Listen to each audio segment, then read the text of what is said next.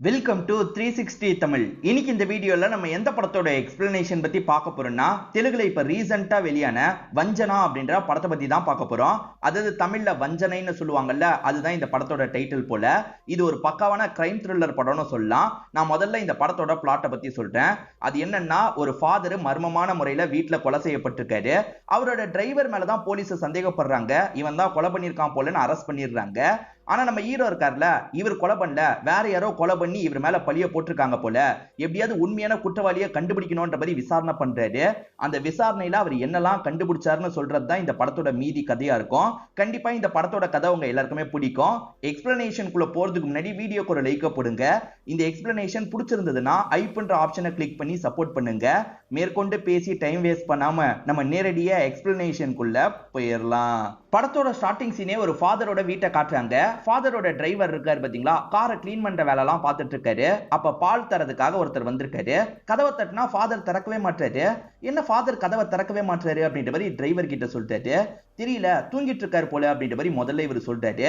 அதே சமயம் ஃபாதருக்கு ஒரு ப்ராப்ளம் இருக்கு. அதனால இவர்கிட்ட இருக்க ஒரு கீயை யூஸ் பண்ணி கதவை திறந்து உள்ள வராரு. உள்ள வந்து பார்க்கும்போதுதான் ஃபாதரை யாரோ கொண்டிருக்கிறது தெரியுது. கத்தியால கழுத்து அறுத்தா எப்படி இருக்குமோ அந்த மாதிரி தான் அவர் யாரோ கொலை செஞ்சிருக்காங்க. இதை பாக்குறவர் பயங்கரமா இந்த இடத்துல ஷாக்லாம் ஆகுறாரு. இப்ப மறுநாள் காலையில போலீஸ்லாம் இந்த இடத்துக்கு வந்துடுறாங்க. என்ன ஏதுன்ற மாதிரிலாம் விசாரணை பண்ண ஆரம்பிக்கிறாங்க. அதே மாதிரி இன்ஸ்பெக்டர் என்ன சொல்றாருன்னா, பக்கத்துல இருக்க சிசிடிவி எல்லாம் செக் பண்ணி பாருங்க, யார் வீட்டுக்கு வந்திருக்காங்க போயிருக்காங்கன்றதெல்லாம் செக் பண்ண முடிஞ்சா செக் பண்ணுங்கன்ற மாதிரிலாம் சொல்றாரு. அதே மாதிரி கொஞ்ச நேரத்துல ஃபாரன்சிக் டீமை சேர்ந்தவங்களாம் இந்த இடத்துக்கு வந்துடுறாங்க. ஏதாவது கிடைக்குமா அப்படின்ற மாதிரி இந்த இடத்துல இவங்க தேடி எல்லாம் பார்த்துட்டு இருக்காங்க. இப்ப இன்ஸ்பெக்டர் இருக்கார்ல, என்னதான் நடந்தது, இந்த ஃபாதர் தனியா தான் இருக்காரா அப்படின்ற மாதிரிலாம் கேக்குறாரு. ஆமா சார், இந்த ஃபாதரோட ஒய்ஃபும் பொண்ணும் வெளிநாட்டுல இருக்காங்க, நடுவுல வருவாங்க போல அப்படின்ற மாதிரி சொல்றாங்க.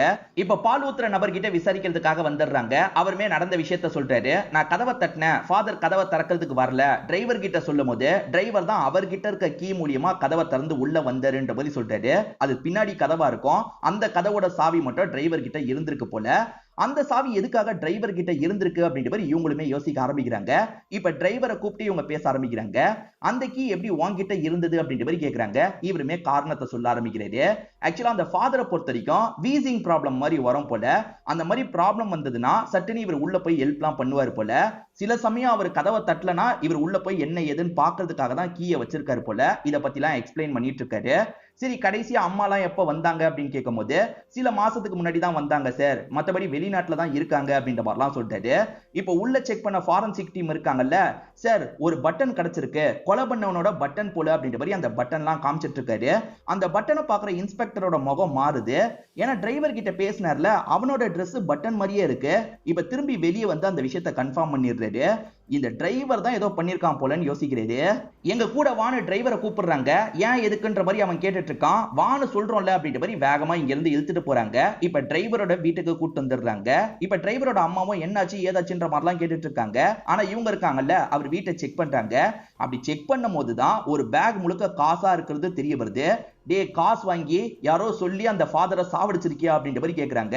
சரி, இந்த காசு எப்படி வீட்டுக்கு வந்ததுன்னே எனக்கு தெரியலன்ற மாதிரி சொல்லிட்டாரு. இந்த சீனை அப்படியே கட் பண்ணி நம்ம ஹீரோவா காட்டுறாங்க. நம்ம ஹீரோவை பொறுத்த வரைக்கும் லாயரா இருக்காரு போல. இப்ப அம்மாக்கு வேண்டிய விஷயத்தெல்லாம் ரெடி பண்றாரு. அம்மாக்கு ஊட்டிலாம் விட்டுட்டு இருக்காரு.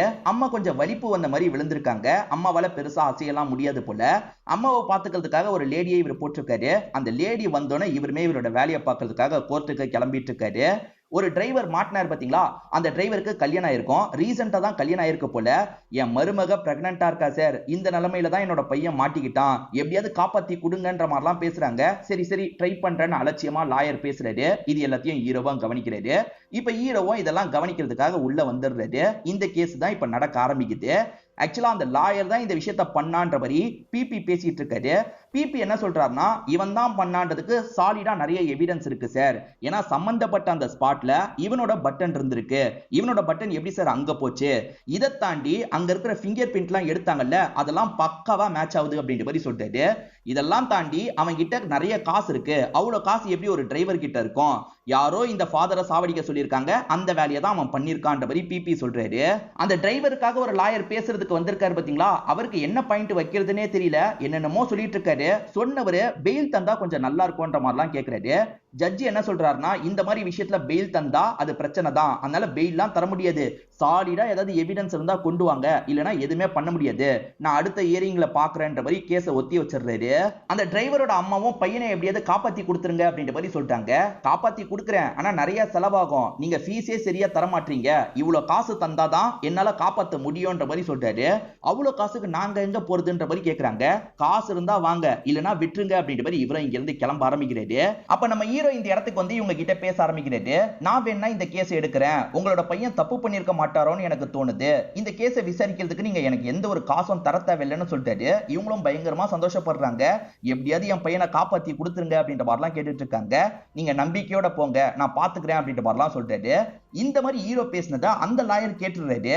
நான் வேணும்ட்டே தான் அவங்க கிட்ட காசை ரெடி பண்ண சொல்லி சொன்னேன், அவங்க காசை எப்படியும் பெரட்டி கொண்டு வந்திருப்பாங்க, ஏன்டா இப்படி பண்ணன்னு கேக்குறாரு. இப்படி கஷ்டப்படுறவங்க கிட்ட இருந்து காசை புடுங்கிறது தப்பு இல்லையான்ற மாதிரி ஹீரோ கேக்குறாரு. தப்பு சரியில்லாம் நீ எனக்கு சொல்லாத, அவங்க கேஸை நீ எடுக்க கூடாதுன்னு சொல்லிட்டாரு. நீங்க என்ன சொல்றது, அவங்க கேஸை இதுக்கப்புறம் நான் தான் எடுப்பேன், அந்த டிரைவர் தப்பு பண்ணலன்றதை ப்ரூவ் பண்ணுவேன் அப்படின்ற மாதிரிலாம் சேலஞ்ச் பண்ற மாதிரி பேசுறாரு. அந்த டிரைவரோட வீட்டுல நிறைய காசு கிடைச்சது பாத்தீங்களா, அதுக்கு அம்மா ஒரு ஸ்டேட்மெண்ட்டை சொல்லியிருப்பாங்க, அதாவது அந்த டிரைவரோட அம்மா ஒரு ஸ்டேட்மெண்ட்டை சொல்லியிருப்பாங்க.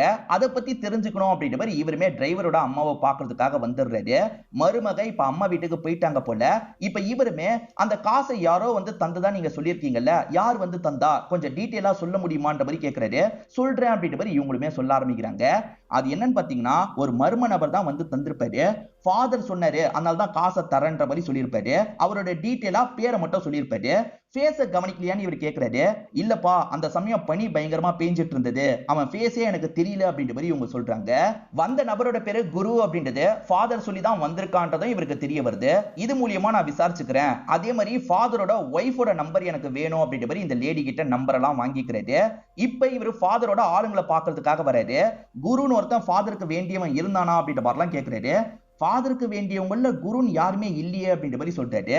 அப்ப ஃபாதர் தந்ததா சொல்லி அவன் எப்படி காசை தந்திருக்க முடியும்? சோ குருன்றவன் யாரு என்னன்னே தெரியல, வேணும்ட்டே ஃப்ரேம் பண்றதுக்காகவே காசை தந்திருக்கான்றதை இவர் புரிஞ்சுக்கிறாரு. முதல்ல அந்த குரு யாரு என்னன்றதை கண்டுபிடிக்கணும்னு யோசிக்கிறாரு. அந்த நாள் நைட்டு டிரைவர் இருக்கான் பாத்தீங்களா, ஃபாதரை ஒரு இடத்துல இருந்து வீட்டுக்கு 10:30 மணிக்கு தான் கூட்டு வந்து விட்டுருப்பான். அதுக்கப்புறம் வீட்டுக்கு போயிருப்பான். அதுக்கு நடுவுல முழுக்க வீட்டுல தான் இருந்திருக்கான். சோ அவன் கொலை பண்ணிருக்க வாய்ப்பு இல்லைன்ற மாதிரி தான் அவனுக்கு ஆதரவா இவர் ஆஜராக ஆரம்பிக்கிறாரு. ஆனா பிபி இருக்காரு பாத்தீங்களா, அவன் தான் இந்த விஷயத்த பண்ணான்றதுக்கு நிறைய எவிடன்ஸ் சொல்லிட்டு இருக்காரு. அந்த டிரைவரை அக்யூஸ்ட் அப்படின்ற மாதிரி தான் சொல்லிட்டு இருக்காரு. அதுக்கு நம்ம ஹீரோ இருக்கார்ல, குற்றம் சாட்டப்பட்டவர் மட்டும்தான், அவர் குற்றவாளி கிடையாது அப்படின்ற மாதிரிலாம் டிஃபெண்ட் பண்றாரு. இதை தாண்டி அந்த கூண்டுல நிக்கும் போது விலங்கு போடக்கூடாது, ஆனா இவங்க போட்டிருக்காங்கன்னு சொல்றாரு. இதை பாக்குற ஜட்ஜுமே டென்ஷன் ஆயிடுறாரு. முதல்ல விலங்க கலட்டுங்கன்ற மாதிரி சொல்றாரு. விலங்கெல்லாம் கழட்டிடுறாங்க. இப்ப நிறைய பாயிண்ட் இந்த பிபி வைக்கிறாரு.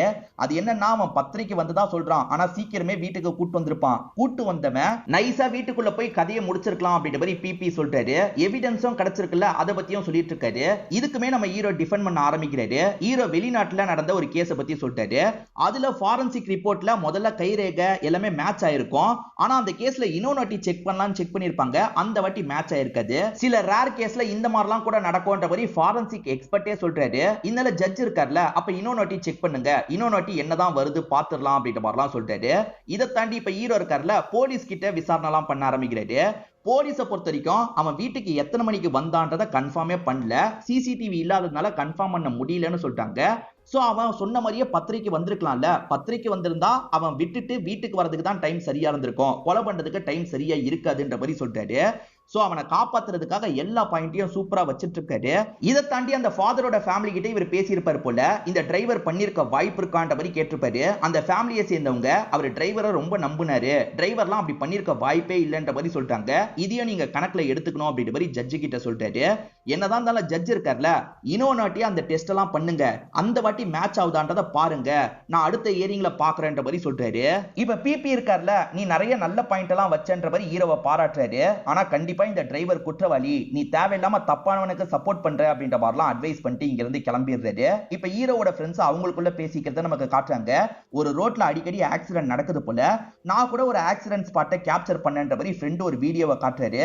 அந்த வீடியோல பார்த்தா அந்த டிரைவர் இருக்கான். அந்த டிரைவர் 10 மணிக்கு தான் வீட்டுல விட்டேன்னு சொல்லியிருப்பான், ஆனா 9 மணிக்கு இந்த ஸ்பாட்ல இருந்திருக்கான். இங்க இருந்து வீட்டுக்கு போறதுக்கு 20 நிமிஷம் தான், அதிகபட்சம் வச்சா கூட 30 நிமிஷம் தான். சோ 9:30 மணிக்கு அவன் ஃபாதரை டிராப் பண்ணிருப்பான். அப்ப நடுவுல 1 மணி நேரம் என்ன பண்ண பண்ணான்ற மாதிரி ஒரு கேள்வி வந்துருது.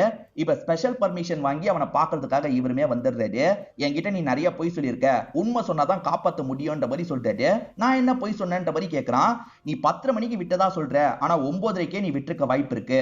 நடுவுல 1 மணி நேரம் என்ன பண்ண, அதுக்கப்புறம் தான் வீட்டுக்கு போயிருக்க, அதுக்குள்ள நீ தான் கொலை பண்ணியான்னு கேட்கிறாரு.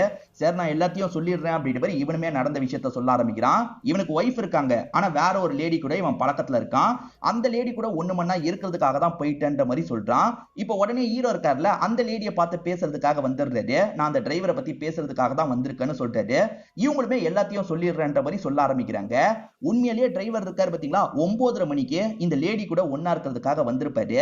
ஆனா அன்னைக்குன்னு பார்த்து ஹஸ்பண்ட் இருக்கார்ல சீக்கிரமா வந்துருவாரு. அதாவது அந்த லேடியோட ஹஸ்பண்ட் சீக்கிரமா வந்துருவாரு.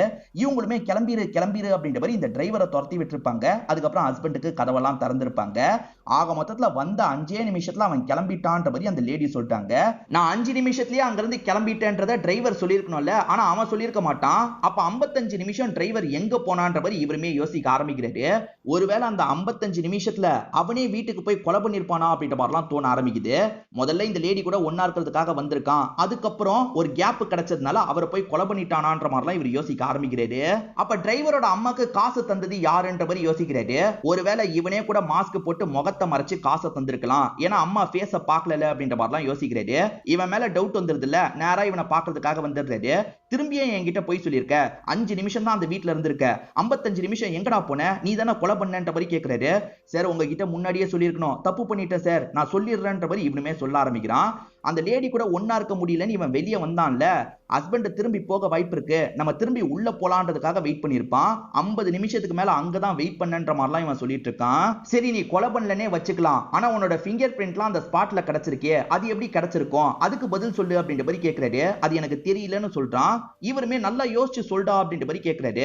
சார் ஒரு பொண்ணு கூட பழகுன, அவ கூட இதை பண்ணிருக்கலாம்ன்ற மாதிரி சொல்றான். யார் கூட பழகுனன்னு கேட்கும்போது இவனுமே ஒரு பிளாஷ்பேக்க சொல்றான். ஆக்சுவலா அங்க இருக்க சர்ச்சில் அடிக்கடி ஒரு பொண்ணு பிரேயர் பண்றதுக்காக வருவாங்க. இவனை பார்த்துக்கிட்டே இருப்பாங்க, இவனுமே அவங்கள பார்த்துக்கிட்டே இருக்கான். ஒரு ஸ்டேஜ்ல பேசி 2 பேருமே ஒரு ஹோட்டலுக்கு போலான்ற மாதிரி முடிவு பண்றாங்க. 1 மணி நேரம் இருக்கிறதுக்காக ஒரு ஹோட்டலுக்கு வந்திருப்பாங்க. அந்த பொண்ணு கூட சேர்ந்து இவன் ட்ரிங்க்லாம் பண்ணுவான். திடீர்னு பார்த்தா மயங்கி இருப்பான். முழிச்சு பார்க்கும்போது இவனோட பர்ஸ் இன்னும் சில திங்ஸ்லாம் காணாம போயிருக்கும். அந்த பொண்ணு மயக்கமாக்கிட்டு எடுத்துட்டு போயிட்டான்னு நினைச்சேன், அவ என்னோட ஃபிங்கர் பிரிண்ட் எல்லாம் கூட எடுத்துட்டு போயிருக்கா போல, அவ தான் என்ன ஃப்ரேம் பண்ணிருக்கா போல அப்படின்ற மாதிரிலாம் இவன் புலம்பிட்டு இருக்கான். நான் பாத்துக்கிறேன்னு ஹீரோவும் சொல்லிட்டாரு. இப்ப ஹீரோ இருக்கார்ல, அந்த ஃபாதர் வீட்டுக்கு பக்கத்துல இருக்க ஒரு இடத்துக்கு வந்துடுறாரு. அங்க இருக்க டீ கடைக்காரர் கிட்ட யாரையாவது பாத்தீங்களான்னு கேக்குறாரு. சார் நைட்டு நேரம் ஒருத்தனை பார்த்தேன், அவன் பேர் குணா சார், அவன் எதுக்காக அந்த நேரம் வந்தான்றதெல்லாம் எனக்கு தெரியலன்னு சொல்லிட்டாரு. போலீஸ்ன்ற மாதிரி தான் இதெல்லாம் விசாரிக்கிறாரு. இப்படி விசாரிச்சுட்டு ஹீரோ இங்க இருந்து கிளம்பி போனோன்னு கவனிச்சிட்டு இருக்க ஒருத்தன் இருக்கான்ல, அது யாருன்ற மாதிரி கேட்கிறான். போலீஸா அப்படின்ற மாதிரி இந்த டீ கடைக்காரரும் சொல்லிட்டாரு. இவன் தான் குணாவோட ஃப்ரெண்டு. ஹீரோ குணாவை நெருங்குறதுக்குள்ள இவன் இருக்கான்ல, டே குணா அவர் போலீஸ்ரா ஓடிடு அப்படின்ற மாதிரி சொல்றாரு. இப்ப குணா ஓடுறாரு, இவரும் பிடிக்கிறதுக்காக துரத்திட்டு ஓடுறாரு. ஒரு ஸ்டேஜ்ல 2 பேரையும் லாக் பண்ணிடுறாரு. எதுக்காக என்ன பார்த்து பயந்து ஒன்ன, உண்மையை சொல்லு உண்மையை சொல்லு அப்படின்ற மாதிரி அவனை போட்டு அடிக்கிறாரு. குணாவும் உண்மையை சொல்றான். அது என்னன்னா, இவனை பொறுத்த வரைக்கும் ஒரு டிராமா ட்ரூப் வச்சிருக்கான் போல. அந்த டிராமா போடுறதுக்காக அவர்கிட்ட காசு வாங்குறதுக்காக தான் வந்தேன், மத்தபடி நான் எந்த ஒரு தப்பும் பண்ணல. நீங்க போலீஸ்னு தெரிஞ்சோன்னா பயந்து ஓடுன, மத்தபடி நான் எந்த ஒரு தப்பும் பண்ணல, காசு வாங்குறதுக்காக தான் போனேன்ற மாதிரிலாம் சொல்றான். இவருமே ஒரு ஸ்டேஜ்ல வெட்டுறாரு. இப்ப அடுத்த இயரிங் நடக்க ஆரம்பிக்குது. இந்த வாட்டி ரிப்போர்ட் வந்துருது போல. இப்ப பிபி இருக்கார்ல, இந்த வாட்டி 100% கன்ஃபார்ம்னு தான் ரிப்போர்ட் வந்திருக்குன்ற மாதிரி சொல்லிட்டாரு. இந்த ஜட்ஜ் இருக்கார்ல, உன்கிட்ட ஏதாவது பாயிண்ட் இருக்காப்பா அப்படின்ற மாதிரி ஹீரோவை பார்த்து கேட்கிறாரு. சரி என்கிட்ட எந்த ஒரு வாதமும் இல்லைன்னு சொல்றாரு. வாதம் இல்லைன்றதுனால ஜட்ஜ் இருக்கார்ல, அப்ப சீக்கிரமே என்னோட முடிவை நான் சொல்ல போறேன்ற மாதிரி சொல்லிடுறாரு. அதாவது அடுத்த இயரிங்ல முடிவை சொல்ல போறேன்ற மாதிரி சொல்லிடுறாரு. சார் நீங்க என்ன காப்பாத்திடுவீங்கன்னு ரொம்ப நம்பினேன் சார், சத்தியமா நான் இந்த கொலையை பண்ணல சார் அப்படின்ற மாதிரி டிரைவர் சொல்றான். நீ பண்ணலன்னு எனக்கு தெரியும்னு சொல்லிட்டாரு. எப்படி சார் தெரியும்னு இவன் கேட்கறான். ஏன்னா பண்ணதே நான் தான்டான்ற மாதிரி இவர் சொல்லிட்டாரு. இதை கேட்டு அவன் பயங்கரமா ஷாக் ஆகுறான். இங்கதான் படத்தோட இன்ட்ரோல போடுறாங்க. இப்ப 5 வருஷத்துக்கு முன்னாடி நடந்த விஷயத்தை நமக்கு காட்டுறாங்க. ஆக்சுவலா இந்த ஃபாதரை ஒவ்வொரு இடமா மாத்திக்கிட்டே இருப்பாங்கல்ல, அந்த மாதிரி புதுசா ஒரு ஊருக்கு வராரு. அந்த ஊர்ல முதல்ல வாசன் ஒரு நபரை தான் பாக்குறாரு. அவரை பொறுத்த வரைக்கும் ஃபார்மர் போல, இந்த இடத்துல பூச்சி மருந்து அடிக்கிறதுக்காக வந்ததா சொல்லிட்டு இங்க இருந்து கிளம்புறாரு. இப்ப அந்த வாசனோட ஃபேமிலியை பத்தி நமக்கு காட்டுறாங்க. அவருக்கு ஒரு பொண்ணு இருக்காங்க. அந்த பொண்ணு படிப்புல வீக்கு. அம்மா அடிக்கிறதுக்காக வரும்போது இவர் தான் தடுக்கிறாரு. நீங்க பொண்ணுக்கு ரொம்ப தான் செல்லம் கொடுக்குறீங்க அப்படின்ற மாதிரி அம்மாவும் சொல்றாங்க. சரி பையனுக்கு கால் பண்ணலாம் அப்படின்ற மாதிரி வெளியூர்ல இருக்க பையனுக்கு இவங்க கால் பண்ணி பேசுறாங்க. அந்த பையன் யார் தெரியுமா, நம்ம ஹீரோவா தான் இருப்பாரு. சோ ஹீரோவோட அம்மா பிரசன்ட்ல முடியாம இருக்காங்க, ஆனா இப்ப நார்மலா தான் இருக்காங்க. அம்மா இருக்காங்கல்ல, எப்பதான்டா படிப்பை முடிச்சுட்டு வருவேன்ற மாதிரிலாம் கேக்குறாங்க. சீக்கிரமா வந்துடுறேன்ற மாதிரி சொல்லிட்டாரு. இப்ப எல்லார்கிட்டயும் போன்ல பேசிட்டு இருக்காரு. இந்த வாசன் இருக்காருல, பொண்ணு கூட கோயிலுக்கு வந்திருப்பாரு. இப்ப கிளம்பிட்டு இருக்கும் போது 2 பேர் இவர்கிட்ட பத்திரிக்கை எல்லாம் வச்சிட்டு இருக்காங்க. பையனுக்கு கல்யாணம்ன்ற மாதிரி தான் அந்த பெரியவர் பத்திரிக்கை வைக்கிறாரு. வீட்டுக்கு வந்து காஃபி குடிச்சிட்டு போங்கன்னு வாசன் சொல்லிட்டாரு. நீ வேற கேஸ்ட், நாங்க வேற கேஸ்ட், எப்படிடா உங்க வீட்டுக்கு வரதுன்ற மாதிரி அவங்க கேஸ்ட பத்தி எல்லாம் பேசுறாங்க. இல்ல டென்ஷனான வாசன் இருக்காருல, பெரியவங்கன்றதுக்காக தான் நானும் மரியாதை கொடுத்து பேசினேன், மரியாதைக்காக வீட்டுக்கு வாங்கன்னு சொன்னேன், இந்த மாதிரி ஆளுங்கெல்லாம் என் வீட்டுக்கு வர வேணாம்னு சொல்லிடுறாரு. இப்ப வெளிநாட்டுல இருக்க ஒரு குரூப் இருக்காங்க பாத்தீங்களா, இந்த ஃபாதர் கிட்ட பேசுறதுக்காக வந்துடுறாங்க. இவனுங்களை பொறுத்த வரைக்கும் ஏதோ ஃபேக்டரி மாதிரி ஆரம்பிக்கிறதுக்கு பிளான் வச்சிருக்காங்க போல. அதுக்கு இந்த இடம்லாம் எங்களுக்கு வேணும், நீங்க நைஸா பேசி எப்படியாவது இடத்தை ஏற்பாடு பண்ணி தாங்கன்ற மாதிரி கேக்குறாங்க.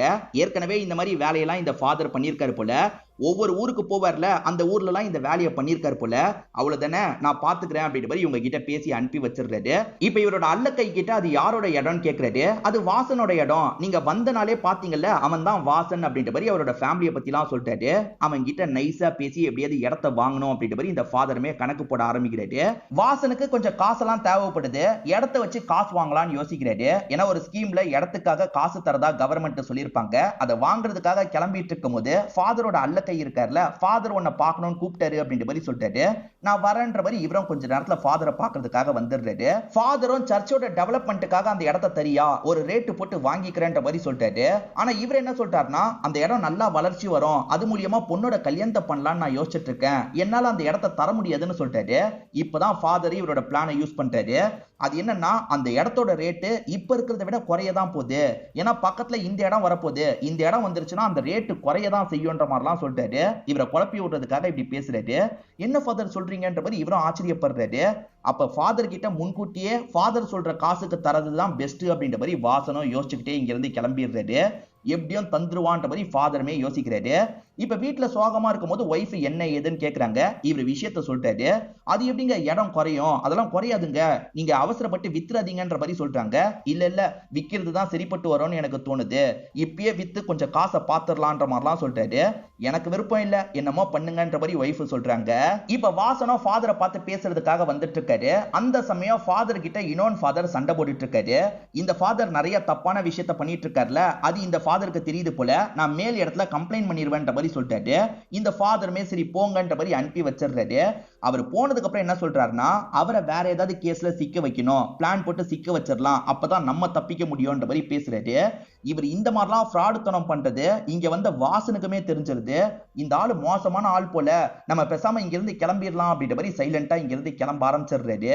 இந்த வாசன் வந்துட்டு இருக்க வழியில ஒரு பெரியவரை பாக்குறாரு. அந்த பெரியவருக்குமே பக்கத்துல நிறைய இடம்லாம் இருக்கும். அந்த இடத்தோட ரேட்டு குறைய வாய்ப்பு இருக்கான்னு கேக்குறாரு. என்னப்பா இப்படி பேசிட்டு இருக்க, எப்படிப்பா குறையும், சொல்ல போனா நிறைய கூட தான் செய்ய வாய்ப்பு இருக்கு, நீ அவசரப்பட்டு விக்கலாம் செஞ்சிராதன்னு சொல்றாரு. ஓஹோ, அந்த ஃபாதர் ஏமாத்தி புடுங்க பாக்குறாரு போல, நம்ம விவரமா இருக்கணும்ன்ற மாதிரி இவரும் யோசிக்கிறாரு. இப்ப வீட்டுக்கு வந்தவரு இந்த இடத்தை விற்க வேணான்னு முடிவு பண்ணிட்டேன் அப்படின்ற மாதிரி அந்த அல்லக்கை கிட்ட சொல்லிட்டாரு. இவன் என்ன திடீர்னு மாத்தி பேசுறான் அப்படின்ற மாதிரி அல்லக்கை யோசிச்சுக்கிட்டே இங்க இருந்து கிளம்பிடுறாரு.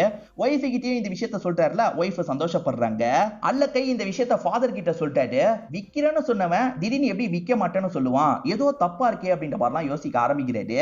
இப்ப அந்த ஆளுங்க வேற எப்பதான் இடத்தை வாங்கி தருவீங்க அப்படின்ற மாதிரி பிரஷர் போட ஆரம்பிக்கிறாங்க. அந்த டென்ஷன்ல ஃபாதர் சுத்திட்டு இருக்காரு. இப்ப ஃபாதர் கார்ல ஏறி கிளம்பலாம்னு நினைக்கும் போது அந்த டிரைவர் இருக்கான் பாத்தீங்களா, ஒரு பொண்ணு கிட்ட சிரிச்சு பேசிட்டு இருக்கான். வாசனோட பொண்ணு கிட்ட தான் சிரிச்சு பேசிட்டு இருக்கான். இத பாக்குற அந்த அல்லக்கை இருக்கார்ல, டிரைவரை போட்டு பயங்கரமா திட்டுறாரு. இது மட்டும் வாசனுக்கு தெரிஞ்சதுன்னா அவ்வளவுதான் அப்படின்ற மாதிரி திட்டுறாரு. இத கவனிச்ச ஃபாதர் இருக்கார்ல, அப்ப இது வாசனோட பொண்ணான்னு கேக்குறாரு. அந்த அல்லக்கையும் ஆமான்னு சொல்லிட்டாரு. அப்ப இவன் மூலியமா ஒரு விஷயத்த பண்ணணும் அப்படின்ற மாதிரி ஃபாதர் முடிவு எடுத்துறாரு. டே, எனக்காக நீ ஒரு விஷயத்த பண்ணணும், இந்த விஷயத்த பண்ணன்னு வச்சுக்கோ, உன் தங்கச்சிக்கு கல்யாணம் பண்ணணும்னு கேட்டல, அந்த கல்யாணத்தை நானே பண்ணி வைக்கிறேன், செலவுக்கான காசெல்லாம் தரன்ற மாதிரி இவனை கரெக்ட் பண்ண ஆரம்பிக்கிறாரு. அந்த பொண்ணு வெளியே உட்காந்து படிச்சுட்டு இருக்கும் போது இவனுமே பேசுறதுக்காக வந்துடுறான். இங்க எதுக்காக வந்த போன்ற மாதிரி சொல்றாங்க. என் கூட வெளியே வரியா, இந்த இடத்துக்கு போலாமான்ற மாதிரி கேட்கிறான். சரி முதல்ல இங்க இருந்து கிளம்பு, நான் வரேன்ற மாதிரி இந்த பொண்ணுமே ஏத்துக்கிறாங்க. இப்ப வீட்டுல இருக்கவங்கள எங்க கிளம்புறன்ற மாதிரி கேள்வி எல்லாம் கேக்குறாங்க. இந்த பொண்ணு சமாளிச்சுட்டு இங்க இருந்து கிளம்ப ஆரம்பிச்சிடுறா. இப்ப அவன் கூட பைக்ல போயிட்டு இருக்கா. அவனுமே ஒரு ஹோட்டல் ரூமுக்கு கூட்டு வந்துடுறான். என்ன ஹோட்டல் ரூமுக்கு கூட்டு வரான்ற மாதிரி இந்த பொண்ணு பயந்துகிட்டே தான் உள்ள வந்துட்டு இருக்காங்க. எப்படி வேர்த்து ஊத்துது பார், உள்ள போய் முகத்தை கழுவிக்கோ அப்படின்ற மாதிரி இவனும் ரெஸ்ட் ரூம்குள்ள அனுப்பிடுறான். அவங்க ரெஸ்ட் ரூம்குள்ள இருக்க கேப்ல இவன் என்ன பண்றானா, இந்த இடத்துல கேமராவெல்லாம் செட் பண்றான். அவங்க கூட ஒன்னா இருந்து வீடியோ எடுக்கிறதுக்காக தான் கூட்டு வந்திருக்கான் போல. இப்ப அவங்க வெளியே வந்தோன்னே அவங்க கிட்ட பேசி ரொமான்ஸ் பண்றதுக்கு ட்ரை பண்றான். இதெல்லாம் வேணா, நீ கிளம்ப அப்பா பாக்குறாங்க.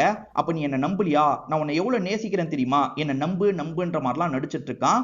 ஒரு ஸ்டேஜ்ல அந்த பொண்ணு இறங்கி வந்தோடனே கட்டி பிடிச்சு முத்தம்லாம் தந்துட்டு இருக்கான். இது எல்லாமே அங்க இருக்க கேமரால கேப்சர் ஆகுது.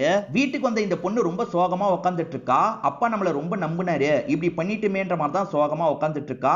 இவளுக்கு என்ன ஆச்சு அப்படின்ற மாதிரி அப்பாவும் யோசிக்கிறாரு. இப்ப அப்பா சாப்பிடலாம்னு நினைக்கும் போது அந்த அல்ல கை இருக்கார்ல, ஃபாதர் உன்கிட்ட பேசணும்னு கூப்பிட்டாரு, வந்து ஒரு எட்டு பார்த்துட்டு போயிடுன்ற மாதிரி சொல்லிட்டாரு. இவருமே ஃபாதரை பார்க்கறதுக்காக நைட்டு நேரம் வீட்டுக்கிட்ட வந்துடுறாரு. ஃபாதரும் இடத்தை எனக்கு தந்துருன்னு சொல்றாரு. இடத்தெல்லாம் தர முடியாதுன்ற மாதிரி இவர் பேசிட்டு இருக்காரு. அப்ப இந்த வீடியோவை பாருன்ற மாதிரி ஃபாதர் இந்த வீடியோவை காட்டுறாரு. இந்த வீடியோ என்கிட்ட நிறைய காப்பியா இருக்கு, நெட்ல போட்டுன்னு வச்சுக்கோ உன் பொண்ணோட லைஃபே முடிஞ்சு போயிடும் அப்படின்ற மாதிரி சொல்லிட்டாரு. அடப்பாவி இப்படி பண்ணிட்டியன்ற மாதிரி டிரைவர் மேலலாம் அப்பா கோவப்படுறாரு. அதெல்லாம் வேலைக்கு ஆகாது, இந்த வீடியோவை டெலீட் பண்ணனும்னா நீ கையெழுத்த போடணும்ன்ற மாதிரி ஃபாதர் மிரட்டுறாரு. வேற வழி இல்லாம இவருமே அந்த பத்திரத்துல எல்லாம் கையெழுத்த போட்டுறாரு. வீட்டுக்கு வந்ததுக்கு அப்புறமும் அதை நினைச்சு பயங்கரமா ஃபீல் பண்ணிட்டு இருக்காரு. ஒய்ஃப் என்ன ஏதுன்னு கேக்குறாங்க, இவர் பதில் சொல்லாம இருக்காரு. இப்ப பொண்ணு என்ன ஆச்சுப்பான்னு பக்கத்துல வந்து பாக்குறாங்க. என் மேல கை வைக்காத அப்படின்னு அடிக்கிறதுக்காக வந்துடுறாரு. அப்படி என்ன பண்ணிட்டான்னு அடிக்கிறதுக்காக வரீங்கன்னு ஒய்ஃப் கேக்குறாங்க. இவருமே ஏத்துன கையை இறக்கிடுறாரு. பொண்ணை போய் அடிக்கிறதுக்காக போயிட்டுமேன்ற மாதிரி ஃபீல் பண்றாரு. அதே மாதிரி பொண்ணு பண்ண விஷயத்தையும் இவரால ஏத்துக்க முடியல. இப்ப நைட்டு நேரம் ஒய்ஃப் கண் முழிச்சு பார்க்கும்போது ஹஸ்பண்ட் பக்கத்துல காணோம். எங்க போனாருன்னு பார்த்தா வெளியே தான் மருந்து குடிச்சு இறந்து போயிருக்கிறது உங்களுக்கு தெரிய வருது. அதாவது விவசாயத்துக்கு மருந்தெல்லாம் யூஸ் பண்ணுவாங்கல்ல, அந்த மருந்தை குடிச்சு இறந்து போயிருக்காரு போல. இதை பார்த்து இவங்க பயங்கரமா ஃபீல் பண்றாங்க, பொண்ணும் பயங்கரமா ஃபீல் பண்றாங்க. பொண்ணுக்கு ஓரளவுக்கு அப்பா எதனால இறந்திருக்க வாய்ப்பு இருக்குன்றது புரிஞ்சிருது.